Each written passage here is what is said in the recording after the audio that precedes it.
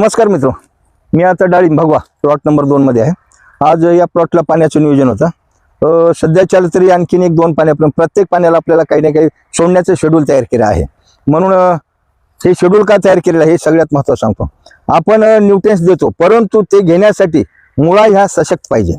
मुकुट मुळा ज्या पांढऱ्या मुळा असतात ते जेवढ्या पांढऱ्या मुळा जास्त राहतील तेवढं अन्नद्रव्य शोषण करण्याची प्रक्रिया चांगली राहील आणि त्यामुळे काय होईल, फलधारणा, चौकी हे सगळ्या गोष्टी पुढच्या आपोआप होणार आहेत।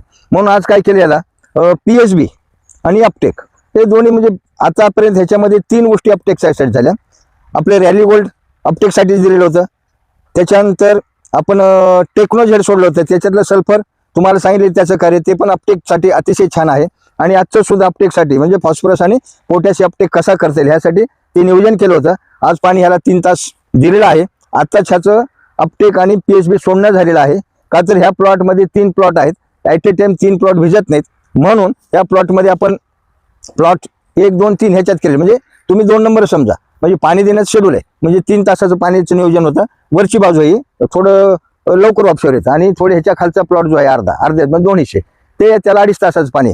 परंतु आपण मग त्यासोबत काय केलं, 3 तासामध्ये अपटेक 1 kg आणि पीएसबी 1 kg प्रति एकर आज सोडलेलं आहे। त्याच्यामुळं काय होईल, मुळाचं अपटेक चांगलं वाढेल, ते सगळ्यात महत्त्वाचं आहे। अपटेक जर नसेल काही कामाचं नाही। मग ते मुळा एकदम पांढऱ्या मुळा एकदम सशक्त आणि एकदम ऍक्टिव्ह राहिलं पाहिजे। त्या हिशोबानं बघा आता बऱ्यापैकी आता हे त्याला आपण 31 तारखेला पाणी दिलं होतं, 31 डिसेंबर।